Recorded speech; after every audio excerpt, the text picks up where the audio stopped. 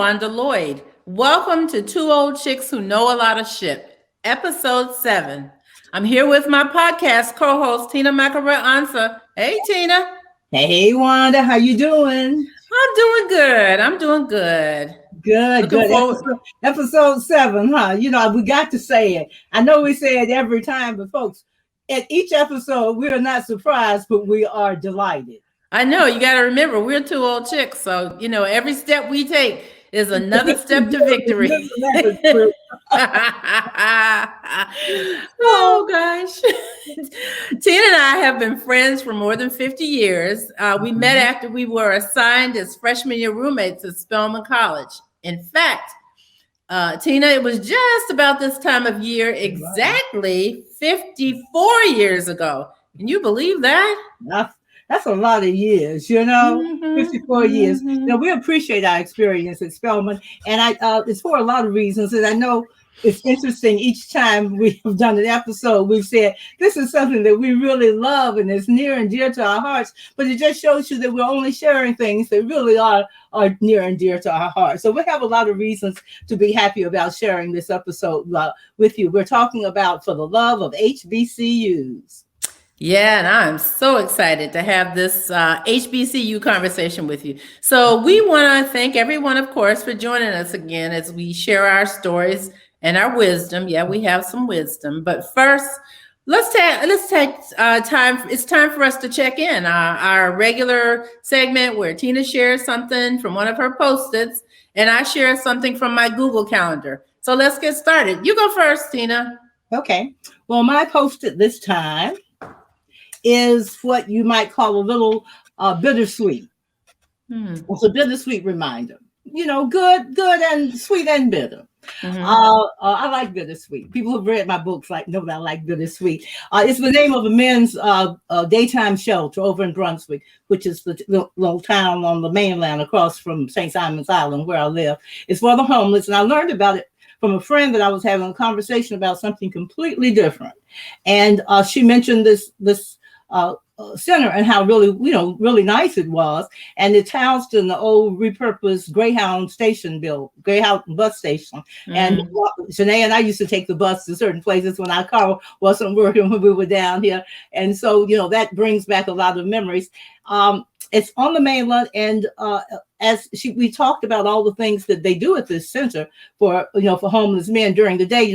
They have the Salvation Army has something for homeless people at night to sleep, but during the day, there's no. Oh, that's really cool. I never knew that. I mean, I knew the Salvation Army was night only, but I didn't know that there were places like that people could go in the daytime. In the daytime. Well, this is what I thought when she told me about it. It's called The Well. And as she talked about all the things that they did, she enumerated the services that they had, the washer and dryer, you got to keep clean, and showers. So you come in and take a shower and get fresh clothes, and books during the day. They have games, and I think they have a TV. They have air conditioning in the summertime, and heat in the winter, and they have one computer, I think, that men can search for jobs during the day or services. They also have books. And when she said books, of course, my ears perked up. I know they perked up because guess what? You said books twice. So you could just say they have showers and books and washer and dryer and books. And books. Okay.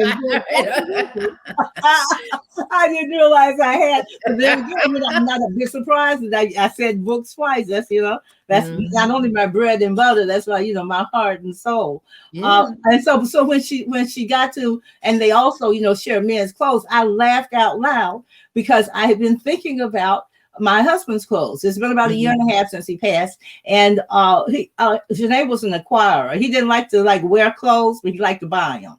And so he would buy, he had a lot of stuff that he's had for a long time, and he just never really wore it one time when we were on the road. And so I thought about this because I wanted to tell you the truth. I wanted to give the clothes to some of the, my neighbors, men in the neighborhood, because he had, good heavy coats and all kinds of things that, guys would like summer clothes, but I couldn't stand the idea of seeing Janae's clothes walking around the neighborhood. I know, yeah. I couldn't do that. But when she said the name of the place over in Brunswick, where, it's a completely different town, and where you give clothes and it goes directly to to the men who come there. It's not like there's something that they're sold or something like that. So that's what I wanted to do. I wanted to give somewhere that was going to go directly to them. So that's my post-it for that's my post-it for this week. As a matter of fact, I'm going to do it in the coming week. I'll give you a report on it and see how things. Yeah, but that's what's going on with this old chick. What about you, Wanda? That's pretty cool. That's really cool, and I'm really happy that you found that place. How things kind of fall in your lap when you wait long enough.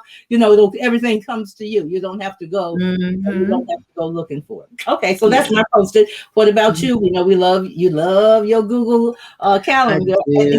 I got on this today by going to my Google calendar and saying, "Oh, look. Wanda put the recording on my chat." So I just clicked that. Thank you very much, Wanda. You're quite welcome. Well, my calendar includes something that we did together a few days ago. We were honored to present our book, Meeting at the Table, African American Women Write on Race, Culture, and Community at the National Conference of the National Association of Black Journalists. And that's quite an honor to be able to present there. So we were part of the... You have to present your book. You have to present your book, and then there's a committee or someone who decides how many books. I think they have a number of books each year. Okay. Right. They have a certain number of slots. Everybody they have a selection committee, and they review the books, and then they get back to you, and you get a slot and you get to present. So it's a process for us that went on for at least a couple of months because we had to apply, and then once we found out we were going to do it, there was a fair amount of preparation that you and I were able to do.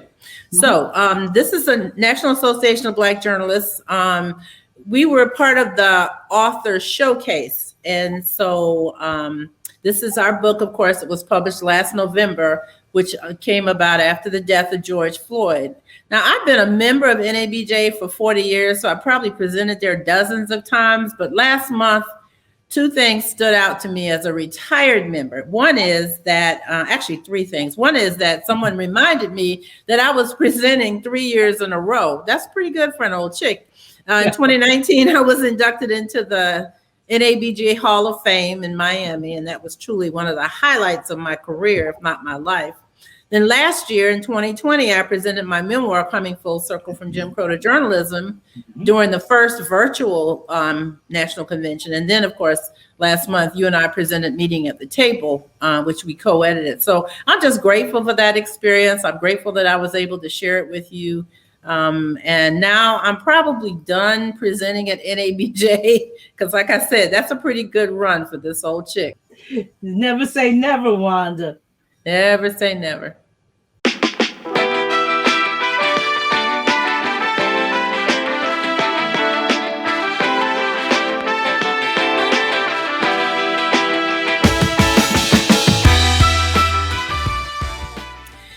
So Tina, this main segment is what we call For the Love of HBCUs. And guess what? We're going back to college. We're going back to college today. Oh no, Wanda. No. We got through those years and we did the best we could, but I don't think I'm ready to go back to college. Okay. I'm just kidding. So we're going to mostly talk about our experience at our HBCU. September is an important month for HBCUs. I was reading the other day that the White House is holding a forum in early September during the annual National HBCU Week. HBCU, of course, is the historically Black colleges and universities. And this forum is going to help. Everybody doesn't know that one. You're right. Everybody doesn't know. Yeah. This forum is going to help the colleges exchange information and come up with innovative ideas. So it's a really good thing that the White House is doing. So technically, HBCUs, this is something else everybody doesn't know. They think all Black colleges are HBCUs, even if they were founded recently. But technically, HBCUs were established before the Civil Rights Act of 1964 with the primary intention of serving the African American community. Most HBCUs were founded in the years after the Civil War. So between the Civil War and the Civil Rights Movement. And for those of you who are students to think about that one word, Civil War, Civil Rights. So Civil Rights Act of 1964. And what comes between those two? Civil war, and civil rights. Jim Crow. I know you were going to say that. Jim Crow. Every time, I think we told y'all this before. Every time, it seemed that after Wanda's book, coming full circle from Jim Crow, the journalism came out, we heard the phrase Jim Crow over and over again all the time on all the news shows. And maybe it's like learning a new word. You learn a new word and you seem to hear it everywhere just because you notice it. But I know they didn't say it that much. So when we started out, anytime someone on TV would say Jim Crow, I would scream Jim Crow. And then sometimes I would call Wanda and scream Jim Crow. So we still do it. But I just wanted to know what period was that between those two. Jim Crow. That was part of it was Jim Crow. And actually most of the HBCUs are in the South. Not all. Some people think they all are, but not all. Spelman, one of the now 105 HBCUs, was founded in the basement of Friendship Baptist Church in 1881. So that, of course, was after the Civil War. We're not overlooking the challenges of HBCUs and the students that they face every day there. But sometimes it's outdated dorms and long lines for students to get IDs and to get financial aid. And HBCUs don't get the funding that primarily white institutions do, PWIs do. The athletic facilities are not up to par with larger universities. And until recently, we didn't get the attention. Our graduates didn't get the attention, whether they were on the football field, or whether they were in the science lab. I'm sorry, since we don't really have the time to do all 105 of HBCUs, we're going to concentrate on the school we really know, and that's Spelman. Excuse me. Yay, Spelman. Oh, you brought your blue. Is that why you're wearing a blue jacket? Because we're going to talk about Spelman. Now, you didn't even warn me about that. I didn't want to say anything, but I thought, sure, when I picked it out, I said, oh, Wanda's definitely going to have on something blue. We've been playing this game ever since your book came out, because we almost always guess wear the same colors. We don't mean to, we don't, it just happens. So now we just sort of look for it. But I really expected Spelman blue. I expected more out of you, Wanda. I know. I'm sorry. It's been a long day. It has been a long day, hasn't it? Yeah. Anyway, we're concentrating on Spelman, number one, because we know Spelman. And as you said, there are 105 HBCUs. But I think we can give you a flavor of what HBCUs were, at least when we were there, and maybe a look at what what has changed. In fact, as we think about it, Wanda, if it weren't for Spelman and our being there, the first being assigned roommates, we probably wouldn't even be sitting here with doing this. Two old chicks who know a lot of shit. That's right. That's how we met. We met. We communicated over the summer because they assigned us and we wrote letters. But we never, back in the day, you didn't even talk to people on the phone, right? We just wrote letters. Did we write letters? I thought I talked to you on the phone once, but we just wrote letters. We? I don't remember. I thought I remember. Well, we'll have this discussion later because our memories are conflicting sometimes. It's very funny. Yeah. But we did meet as freshman college roommates. We were assigned there, and on paper, we looked good. We were both English majors. We were both from the South. We were both from Georgia. We were from different towns, but not big cities like Atlanta or, something big city in the North. You were from Savannah. I was from Macon, Georgia. Both our parents owned businesses. There were a number of things. And we were both English majors. We had declared English as our major. We were both scholarship recipients. So there were lots of things on paper. Man, let me tell you, when we got together, we're like, Tina loves to talk about how different we are. Go ahead, Tina, tell them about it. I love to talk about how different we are because, I think I'm grateful that we didn't just write each other off, because we were so different. I'm grateful that we saw the value in each other and stuck around. Wanda is, likes the window open at night. I'm letting the window close. She got up in the morning ready to hit the day. She used to do exercises in the morning and make noise. And I've been playing Bid Whist all night. I have night Bid Whist down the hall, down in the big room. We'll talk about that. But that's what I was doing. But that's how we met. And we're so different. She was in the Glee Club. I'm tone deaf. We just learned recently that she likes gospel. I like rap. We've learned also recently she's Google, and I think we talked about that earlier. And I'm more digital. I'm not digital. What's the other one? You're a word. I'm a word person, exactly. And to write down on the pencil, you do that too. You write things down. So we have always been very, very different. But we were smart enough after freshman year to know that we had this is what I think, Wanda, that our similarities really held us together more than our differences. And plus, we had classes together because we were English majors, and so we were still seeing each other every day in classes. We were still, talking about our assignments, going to the library. What was the population when we were there? Oh, it was about 1,000 students. I mean, that's a really small, I think it was just under 1,000, like 900 and something. So I think we knew everybody on campus. Oh, you did. You recognized. You didn't know their names. You were able to recognize, and that's different now too. The student body is larger, and most college and universities are just have larger student bodies. They don't have that intimacy, I think, that we had because we were so small. It's not that much larger though. I think I saw the other day the population is something like 2,100. When you think about 50 some years, it really hasn't grown that much. Absolutely, and it's double. That's true. That's true. Absolutely. Yeah. I was on the board of trustees for a number of years, and I remember having conversations about how we were going to manage enrollment, but we always wanted it to be a small school where most people knew everybody. So I'm really glad that they're keeping it small. That it works. It works for the students. Yeah. Well, I think for me at least, coming to a small school was very comforting. I could not think of going to a large university and having to navigate different streets and needing a bike or needing something a car to travel over campus. I'd never been in that. I'd gone to private schools, parochial schools, and so I wanted to go. So I really was looking for the safety of a small campus. And as we said earlier, I think parents are looking for that when they send their students there, that it is a safe campus. So tell me, since we're talking about parents sending their children there, their girls there, tell me why you went to Spelman, Wanda. I really didn't have a choice, Tina.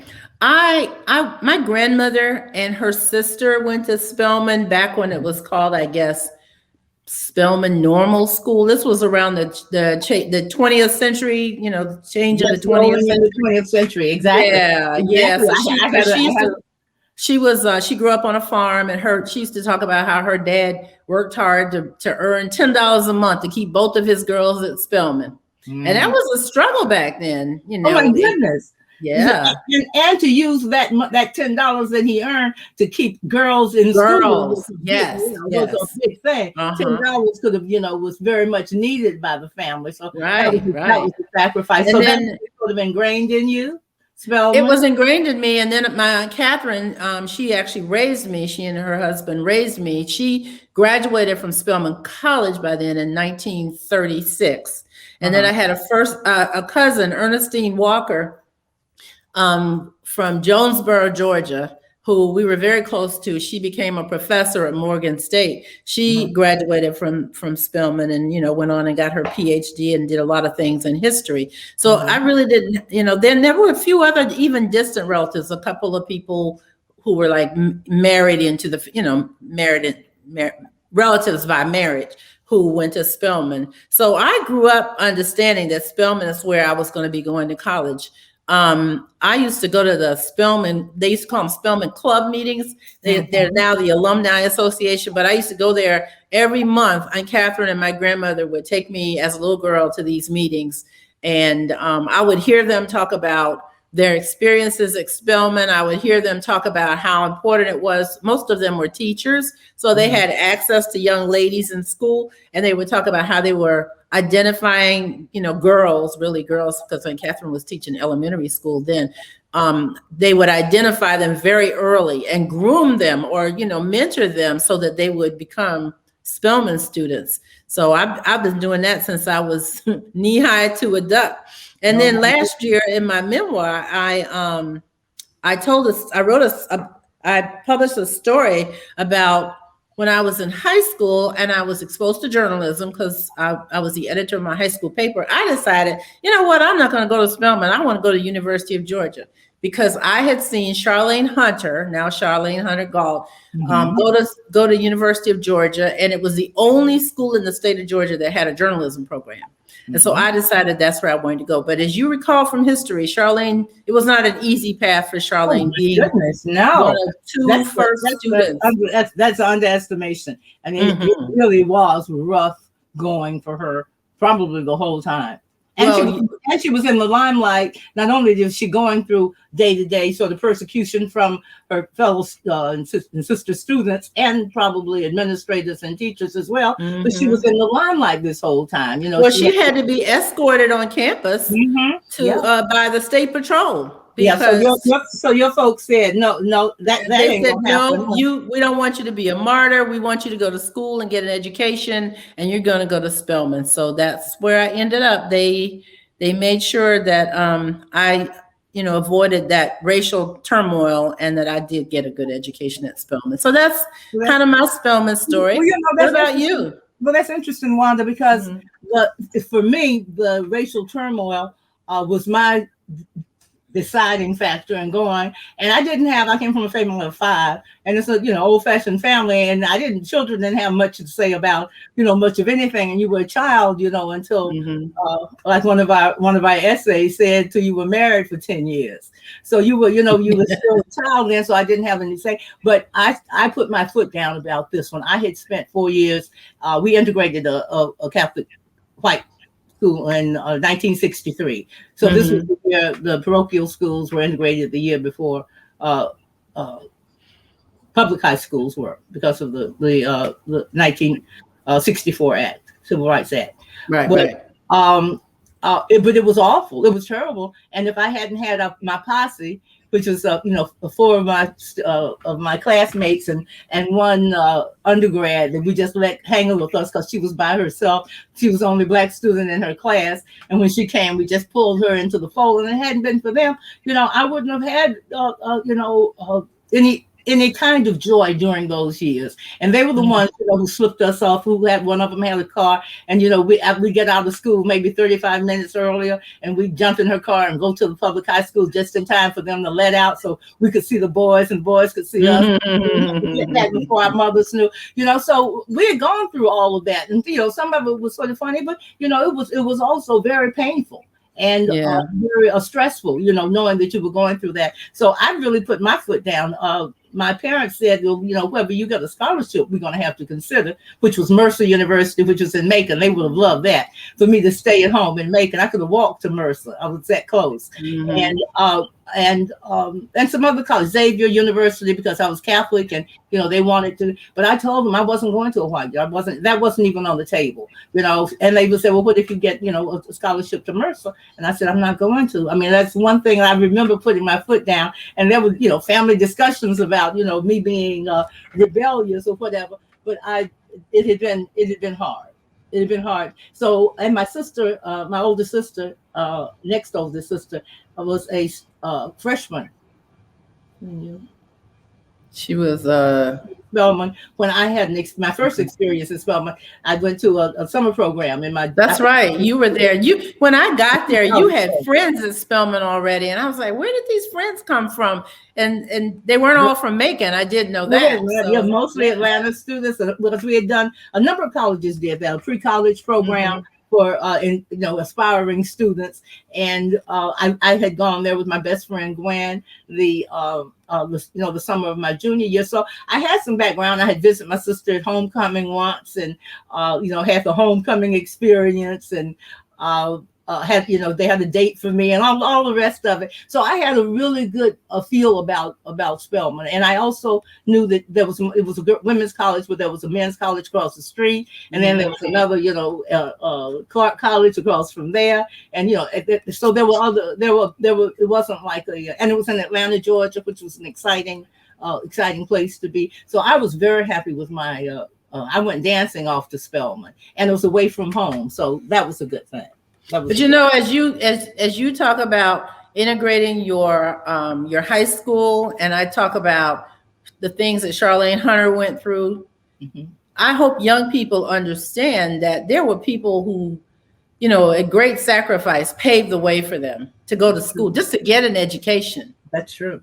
It was not always easy. And as I recently have been looking at the news and, watching what's going on in Afghanistan, the thing that struck me the most is how important it is for these families to educate their young ladies. So I hope young women understand, of all races and all, walks of life. Colors, exactly. They have to understand that it's not a given that girls are going to get an education. So, well, you're absolutely right. It's not a given that girls are going to get an education, and it's not a given that we can't go backwards in time. Instead of making progress. I think that we've always, as Americans, thought, okay, we're going to go forward. Okay, we got that much. Okay, we took that step. Now let's take that next step. Especially Black folks. We're going to get this wall down one by brick. We're going to hit it again and again. We're not going to let nobody turn us around. I mean, that was that was a whole civil rights movement, wasn't it? That was exactly during that time, but it was also the spirit of the country. People say the civil rights movement, but I don't think there's any Black person in this country who went through that who was not part of the civil rights movement. Especially if you were in the South, you didn't have to march to be a part of it. Right. You were part of it in your church. You were part of it in integrating schools or deciding not to. You were part of it in making your school. Making the best out of the school that you went to. The very fact that you came to Spelman, with a career all planned out. You were going to be a journalist, and you wanted to. I remember you telling me this when we were getting to know each other. You wanted to at some point run a mid-sized Southern newspaper. And I was thinking, from a mid-sized Southern newspaper, what's she talking about? The best I could do is I just wanted to write. That's what Wanda said. Wanda says I came there for journalism. Tina just wanted to write. She just wanted to write. And what's funny is the truth. I mean, that's exactly what it was. Exactly. Yeah. Wanda's the person, exactly, as a matter of fact, who put me on the road to, because she was working at the Spelman Spotlight, the newspaper, and then she shamed me into joining it because I wanted to write. She was trying to give me a career path, and when I joined it, the next year she was the editor of the paper. So Wanda was my first editor, and the person who put me on the path to journalism. So Tina, since you're talking about writing for the Spelman Spotlight, what do you remember? What are some of the things you remember about being at Spelman? Oh my goodness. Okay. Well, one of the first things I think, and I don't want this to be the first thing that people take away, but we had really strict rules. Really strict rules. When we came there, I mean, even your mother would say that they were strict rules about cars and dress and dating, about getting on social probation, for a week or 2 weeks meant you couldn't have any dates, you couldn't have any company, because we used to have company, ladies, y'all who don't, and gentlemen who don't remember this. We'd have a time that you could have a social hour, but you had to sit in. Yeah, you couldn't go outside, even in the summertime. You had to sit in the parlor. They had they had a parlor down there. I know this sounds like and it was supervised, right, Tina? It was there was somebody watching over us. Oh yeah, you couldn't get in any good any bad trouble. A PDA, because somebody was going to be walking through there soon. You didn't want to get embarrassed in the middle of a kiss. So I mean, we had to really work on things. There were rules about going downtown. We had to go in twos. We couldn't wear pants after a certain hour. But we couldn't get in cars of any kind. I was going to say, when you said there were rules about cars, it wasn't that you had rules about a car. You just couldn't get in a car unless your parents had sent a letter to say this person can pick up my daughter on this specific day.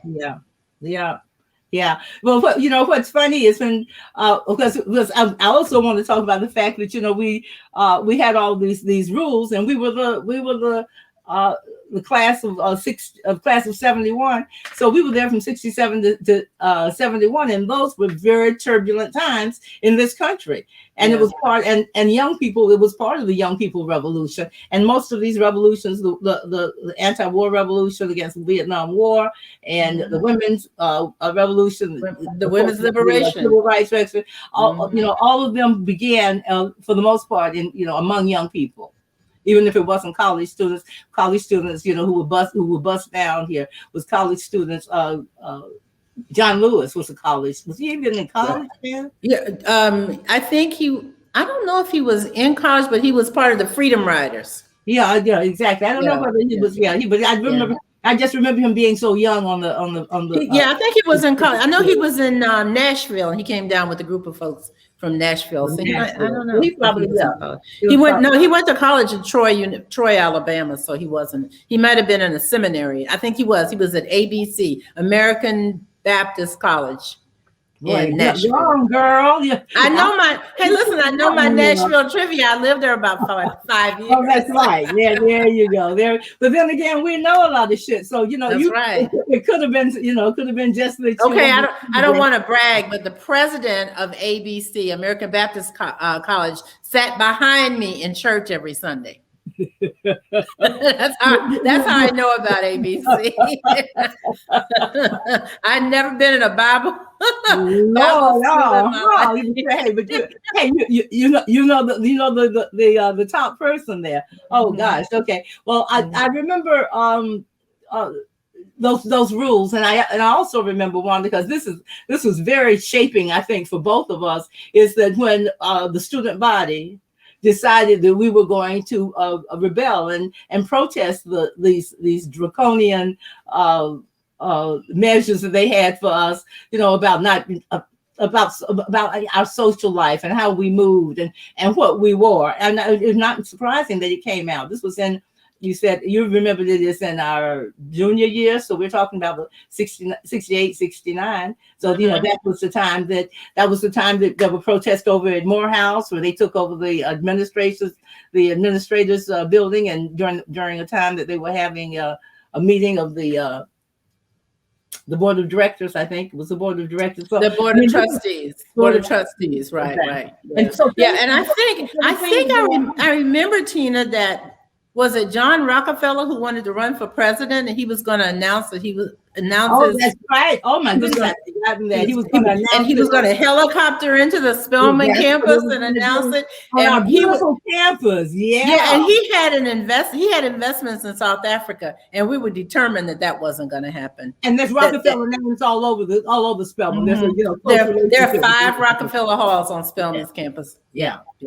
And so that was part of it. Exactly. So that I think that was the spark that started our protest, and then we went on to, what are we protesting for? We need to protest these rules that we have, that we have right here. And that went on. And I remember, we remember things differently, but I remember that there was a protest planned where everyone was going to walk out of the dorms at midnight, which broke everybody's curfew, as a protest against all the rules. All the rules, right. The rules and regulations, and we just wanted them to be relaxed. We weren't. I don't think they were asking. I don't remember them asking for anything. But we wanted later curfews. We wanted to be able to wear pants during the day, because we could not wear pants during the day to class. I don't even think we could wear it to the library at night. We could wear it to the dining hall at night. No, I think you couldn't wear it to and you couldn't wear it to any chapel. You couldn't wear it, except somebody I know, hint, the one wearing the blue scarf, would get out of bed on Thursday morning, put on a raincoat over her pajamas. Pull up her pajama legs, put a hat over her head, and go to chapel in her pajamas. Okay, listen, our producer, I have to admit, I got to the door and the person was signing in, and she let me, can I sign in right quick? And I'd sign in and go back and hit the bed. I would be. No, you did. Yeah, you have to. So let's go ahead and talk about some of the other things we remember, because we really have a lot of memories, but our producer is going to remind us in a minute that we've been talking 35 minutes. So we might have to have part 2 of this episode. Okay, well, I remember that we were both English majors and we shared classes together. What about you? I remember when Nikki Giovanni came to class. This was our senior year. She came to campus for a whole week. And she was sort of like I don't know if this was the title they gave her, but like a writer in residence. No, and she was an icon then. We were just in awe of her. And she was very young, because she's not a whole lot older than we are. But I remember because I was one of the few students on campus who was not a local student, what they call day students, who had a car. I came back in our senior year after Christmas with a car. I sort of told my grandmother I had to have a car so I could get the paper to the printer on time. And so I was asked if I would go to the airport, pick up Nikki Giovanni, take her to Pascal's Hotel, and every day that week go pick her up in the morning and bring her to campus. And we would sit around in the evening on the floor in one of the dorms in the basement, and we would just listen to her talk about writing and reading her poetry. And then I had to be sure she got back to Pascal's every day. Just the memory that I was with Nikki Giovanni for a whole week. You had her for a whole week. You had her as a prisoner for a whole week. In the car and locked the door, right? Well, you know what's funny about that? I've been thinking since we've been talking about this the last couple of weeks, just as we've been talking about Spelman, we enjoyed just doing this section, this section. Is that Nikki Giovanni? We took questions from the audience. We were so ignorant, and we didn't know anything. And someone asked a question about, how do you get a strong black man? Where can you find a strong black man? I think wow. And it was somebody on the floor, because Nikki is only about yay high. And I remember her looking down at her and saying, "You wouldn't know what to do with a strong black man if you had one." I mean, even the questioner had to laugh at that. I mean, she was just that real with us. She really was. It was pretty good. But I also remember that something that we kind of took for granted, but most of our teachers were African American or people of color. But not all, because I had never had a white teacher before I came to Spelman. Never. I was in segregated school. I never had a white teacher in my life. We'll have to do a show. We're gonna have to do a show about that. I find that interesting. I had them, but they were none. So it was sort of yeah, sort of no. But I also remember that one of the things that struck me, Wanda, especially after I left and went out into the real world and saw what the world is like. I tell when I ever gone back to Spelman and spoken to any of the students, especially in Sisters Chapel, I tell them, look to the left and look to the right. I said, you will never see a world like this again. Ever, the work world is not going to be there. You'll never have a sister to be able to reach over, and it's just not likely. You might have, but this is the last place you will be where you will be surrounded by, your sisters, the head of the English department. I mean, the English, the clubs and organizations, all the Spanish clubs, and everybody in control except the president, who was a black man, black male at the time. And I don't think there'll ever be another male president of Spelman again. Tina, the things that I remember are the cultural events in Sisters Chapel. We heard some really strong, notable Black speakers, people who were our speakers. We got to listen to Bernice Johnson, now Bernice Johnson Reagan. Before there was a Sweet Honey in the Rock, she would sing in the chapel during some of the events. I remember one of the most memorable groups that came there for me was a National Dance Theater Company of Jamaica. And, Dr. Manley, who was our president, was Jamaican, Mm-hmm. and his brother was the president of Jamaica, so he had to hook up. So they would send. That's right. So they would send notable cultural people, and I think some of our folks went to Jamaica as well. So just the culture for me. But I know what you can remember. You can remember Bid West, right? Well, I think Wanda remembers my Bid West games more than I do because she said earlier in the day, that you disappeared somewhere every night. You weren't doing your lessons like she was doing hers. So I did a major. I did minor in Bid West. I didn't major in Bid West, but I did minor in Bid West. And there may be people listening who don't know what Bid West is. A very popular game, especially among African Americans, especially when you get a bunch of people together, especially when you want to do some loud talking and talk some trash talking. Exactly. Well, speaking of trash talking, I used to play it all the time, but you got to tell the story about your husband. Oh, well, I was going to do that. When I met my husband, he was in the Navy when I met him, and when we got married, he was no longer in the Navy, and so when we started talking about what we would do, so as a social thing with friends after we got married, he said, well, we can have a card party, we can play some Bid West. And I said, well, I don't know how to play Bid West, and I don't really think I want to. What you should have been ashamed of, absolutely. You know what he said? He said, you spent 4 years in an HBCU and you didn't learn how to play Bid West. So that's my Bid West story. I only learned Bid West through Tina. I just knew it took all night, and there was a lot of trash talking.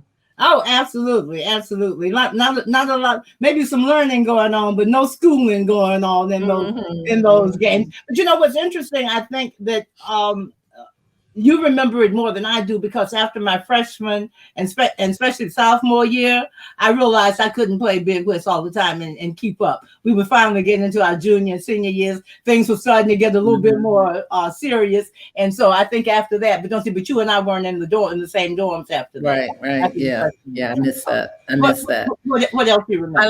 Well, of course, I like listening to the music, the Motown sound, the Philly sound. I had a record player. I came to Spelman with a record player, and so we would put the records on and we would dance in the dorm. And so I just remember Marvin Gaye, yes, we did. Aretha, Diana Ross. Oh my goodness, I just remember so much of the music. The music was good. That is a nice playlist for our times. All that Marvin Gaye. I remember Marvin Gaye and Aretha Franklin especially.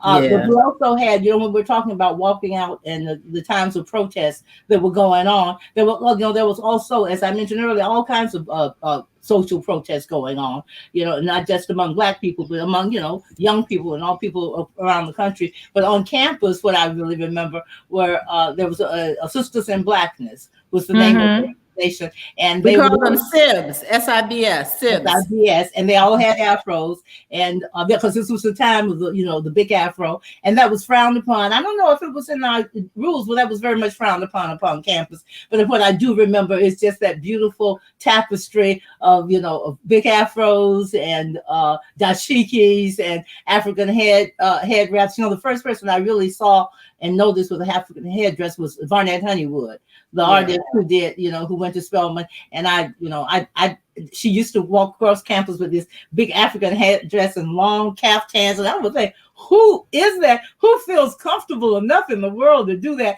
And she was headed for, I didn't know who she was, and she was headed for the arts building. And I said, oh, okay, that's one of those artists from over in the arts building. You were the nerds. Yeah. So Tina, let's talk about some of the things that we think we might have gained from going to an HBCU. Why don't you start? Oh my goodness, Wanda, so much. Let's just do bullet points, because I see Kara tapping on the table like, come on. I didn't say so much to introduce so much. I was just trying to put it together. I know. I think the biggest thing, and I noticed it when I went for my job, is the confidence of seeing African American women in powerful roles on campus. What I was saying about the same thing felt there were, African American women who were part of departments, departments at school. I mean, I saw African American women and women in positions of leadership, of power, of direction, of being able to change people. To change people's direction and change people's going. And I remember when I went to the Atlanta Constitution for my job, I remember walking in with confidence, and I almost asked myself, "Where are you getting this confidence?" But I didn't want to shake, I didn't want to rock the boat. But I knew that they had all those times that I had seen women who looked like me take care of business. I really kind of felt like I could, and I know I went in with confidence that I didn't usually have in the world. What about you? I think I appreciated the largesse of the Atlanta University Center. Spelman was, as we said, a really small college. But there were other institutions around us. There were 6 institutions in the AU Center at the time. So it just sort of felt like we were a major university. But more importantly, we would walk around the streets around the campus and sometimes on the campus, and we would see people like Jesse Jackson, Julian Bond, Andrew Young, Maynard Jackson, who was the first Black mayor of Atlanta. And sometimes I would just go to Pascal's and sit down, and right over there was, Julian Bond. What was Pascal's, Wanda? Pascal's was and is a Black-owned, family-owned restaurant, and they had a motel, not hotel. Yeah, they added that while we were there. But you could sit down and see some of these notable civil rights leaders strategizing at the table next to you, and they weren't trying to hide what they were doing, and they weren't trying to whisper. We could really just be there in their presence, and I don't think I appreciated it as much then as I do now. I remember walking down West Hunter Street, and I came to the corner because the light turned red, and who's standing next to me but I think it was Andrew Young. And he just said, "Hey, how you doing?" I said, "I'm doing fine. How are you?" And then we just jumped off the curb. I had a big crush on Andrew Young. I know. That was this was a time of again, like we said, of political action. And the students at Spelman, really stepped up. I was I did work for Andy Young's campaign. I got to admit, I had a big crush on him. And I got a chance to tell him in front of his wife that I had a big crush on him because he said that he was so amazed. You remember when he came into Spelman and we were like, "Whoa!" We were like screaming and stuff. And he said, "What?" He was from New Orleans, and he was just a little brown-skinned, short-colored guy. He wasn't used to this, to all these college girls being wild for him. But we respected him as well. We thought he was adorable, but we also respected him, and we wanted him to win. He was running for what was his? He ran from, wasn't he mayor? No, he wasn't mayor. It was either somebody correct us. Was he running? Was he running for the Senate, or was he running? I know he was ambassador to the UN, but I thought he was mayor first. Okay, well, we'll catch up with that later, because we need to talk about how we are giving back, not just to Spelman, but to students. There is one more. You're absolutely right. So, we are both ambassadors for Spelman because we both have honorary degrees from Spelman. So, we could talk about Spelman all the time. But you spent some time on the campus lecturing. So talk about that experience. Oh, wow. It's wonderful. You're talking about giving back. You actually feel like you're actually, each word that you're saying, that these young women are holding on to, grasping onto with the little pencils ready to take, that you're giving back to them, even the attention that you give them. My first write-in residency was at Spelman, and that was the year that the year after Baby the Family, my first novel, came out. And so it was a wonderful experience where I got paid a good amount of money, probably more than I'd been paid for anything before, which I would have done it for free. I really would have. It was wonderful. I had one class. I think it was only 12 students, and we talked, and they came down to the facility where I was staying. But the biggest thing is that it has, over the years, from that residency till right now, I've done a number of things just as a writer, because that's what I have to give back. Writers sometimes have money and sometimes they don't have money, but writers always have information and guidance and teaching that they can give, and that's what I did. That's what I did. So I've lectured in a lot of the classes, and the Spelman is also home, because that's where Donna Akiba Harper. Thank you. Created the syllabus for the novels of Tina McElroy, Ansa, and Pearl Clegg that's being taught there. So, I mean, there's a giving and a taking. I mean, how wonderful is that? You know, it was a wonderful gift from Dr. Harper and from Spelman, Spelman. So that's great. Reciprocal relationship. What about you? Yeah, well, when you said that the young ladies were grabbing their pencils, I'm sorry, but fast forward, another HBCU I have an affiliation with is Savannah State, because I was a professor there after I finished my journalism career. And so this afternoon I was on campus briefly. I went to pick up something, and I was walking down the hall, and I heard the voice of one of my sorority sisters teaching. She's a professor there. Dr. White is her name. And I just sort of walked down the hall and held up my arm and, stuck it in the door. I had my mask on. I wasn't even sure she would know who I was. And she called me, "Oh, no, come back. Class, you have to meet this woman. This is my sorority sister, and she's a real live author." And all the students picked up their pens immediately. They said, "What is your book? What book have you written?" And I told them the name of my memoir, and they were all writing it down. And I told them the name of the meeting at the table that you and I did last year. I was so impressed that they would actually even take the time to write it down. I don't know if they're going to buy the book or read it, but I was just really impressed. But back to Spelman. They didn't pick up their computers and start doing that. Yeah, no, they were writing. That's one of my pet peeves. So when you say they picked up a pencil, they're literally after my own heart.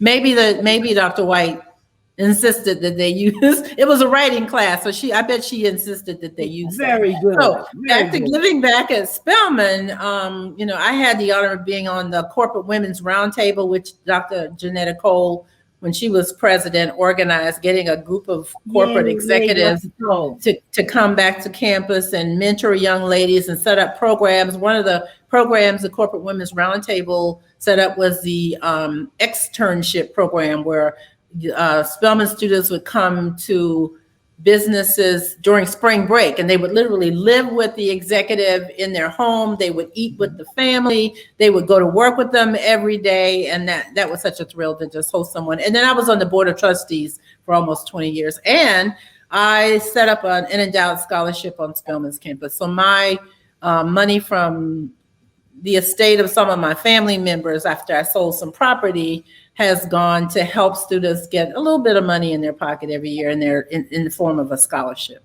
And the name of the scholarship is? Well, you know what, Tina, I established it as a Watson Walker Scholarship because that's the maiden name of my grandmother and my Aunt Catherine, who went to Spelman. However, after I got my honorary degree, some of my colleagues and fellow Spelmanites, I think in Savannah, suggested that I rename the scholarship the Wanda Lloyd Scholarship. Because when I established it, I was like, nobody cares about me. Nobody knows my name. Nobody cares. But I did go ahead and write a letter to Spelman and ask them to rename it. So it's the Wanda Lloyd Scholarship. Oh, wonderful. Yeah. You didn't know that, did you? I didn't know that. Gosh, you think we know everything. Well, don't you say, I thought it was with you, the Catherine, I thought it was your aunt's name. Walker was Aunt Catherine's maiden name, and Watson was my grandmother's maiden name. No, I get that. I thought it was your aunt's old name. Because it's a lovely name. But that's even a lovelier name. Yeah. And so sometimes when I'm at the National Association of Black Journalists, I'll be walking down down the convention center floor or on an elevator, and we wear these badges with our names on them. And I've had young ladies throw their arms around me. This is pre-COVID, of course, throw their arms around me. And I'm like, oh, what did I do? What did I do? And they're saying, oh my gosh, I got your scholarship. Thank you so much. Oh, Thank man, you so much. how wonderful. Huh? Yeah. Oh, that's really nice. That's really nice. Yeah. But well, as you can see, we could talk about Spelman on and on. Again, it's one of the subjects near and dear to our heart. We say that all the time, and it's the truth. But Spelman was really a rich and enlightening time for both. Yeah, and I think. Okay, go ahead, Tina. I'm sorry. No, go ahead. Well, I was going to say at some point we may share some of the social media information. Because we asked some other people, what do you think about your HBCU experience? And so, go look at our social media on Instagram and Twitter, and you'll see some of that. But now we're gonna move on to another segment. But I just wanted, before we go, can we just say that it Okay. was, Spelman was a rich and enlightening place for us. But for us, for you and me, we found out it was the perfect place for us. That's Spelman. That's right.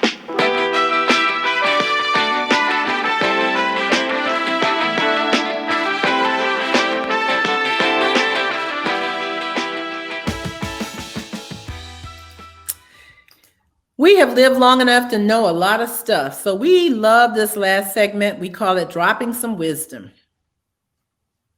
Yeah. This time we're doing something a little different though, Wanda, right? Mm-hmm. Wanda and I decided that this wisdom is so urgent and vital that it was our responsibility. We had a responsibility to bring it up and address it. Y'all know that between this podcast and promoting our works, new and old, our books, new and old, and keeping up with each other's lives, Wanda and I talk to each other a lot on the phone. We enjoy it.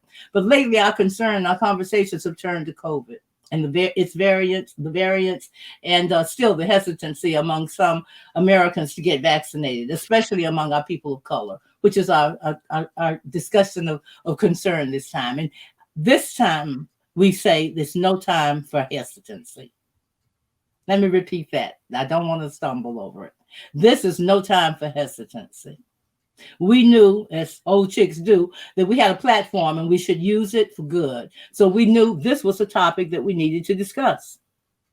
Tina, I can't tell you how excited I was when I drove down to St. Simon's Island to visit you a few weeks ago. We got to hug and sit inside the house on your new couch and talk. Yeah. We went to dinner together. It was just such a pleasure because we are both fully vaccinated. Absolutely. I don't know about you, but it made me feel so free, so good to be able to hug a friend that I hadn't hugged in a long time. And so I look at those pictures, Wanda, and it still brings me joy that you and I were able to be together, outside on St. Simon's, riding around, all the things that I have thought of we were going to be doing, So that's a big incentive. That's a big incentive. Wanda and I feel a real responsibility to speak truth to power. We had this wonderful experience, and we'd like for others to share that experience and to try to get back to some sense of normalcy. Normalcy. That sounded wrong. Normalcy. We do this all the time with words because we are very precise. We're word people. And on top of it, we love words. We're precise, and we love words. Yeah. But also, we wanted to speak truth to lies. We only have one bit of wisdom to drop on you this week. This time, we decided to combine our wisdoms and see if we could pack a little bit more power in them. And our wisdom is, take the vaccine. Get the shot. This is no time for hesitancy. Of course, we're no medical experts, Wanda, are we? Mm-hmm. We're fully vaccinated, and we are eager to get the third shot. I know folks who have decided so far not to get the approved vaccine, and you do as well, too, don't you, Wanda? I sure do. We know folks with relatives and close friends who have passed away from the virus. This is a no-brainer. This is not just something happening to other people. It's happening to all of us. We all know someone. I personally know quite a few people who have passed away as a result. And we feel it's our responsibility to join the fight. So we can't say it enough. Get vaccinated. Wear your mask, social distance, and urge other people to do the same thing. Yeah, Wanda, the people who have passed, these aren't people that we've heard about on TV or in the news, like us. All of you have probably personally known somebody who has suffered through a bout of COVID or some who have died from the virus. And the fight for all of our lives and for our way of life is, the responsibility, I think, of each of us. As the vaccines get full approval, we're seeing governments and employers and some schools mandating vaccines for all the people, everybody who's over a certain age that has anything to do with the company or with the school or with the organization. And more mandates are sure to come. So for some folks, that's the only way that they'll get the shot. Look, if you get vaccinated for a job, surely you'll do to keep some unvaccinated children in your household safe.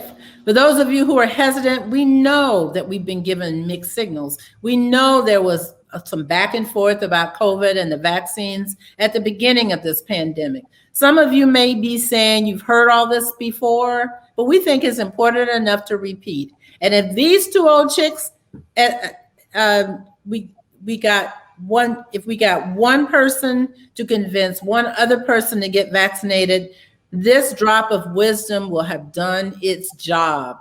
We're going to say this together 3 times. Get the vaccine. Get the vaccine. Get the vaccine.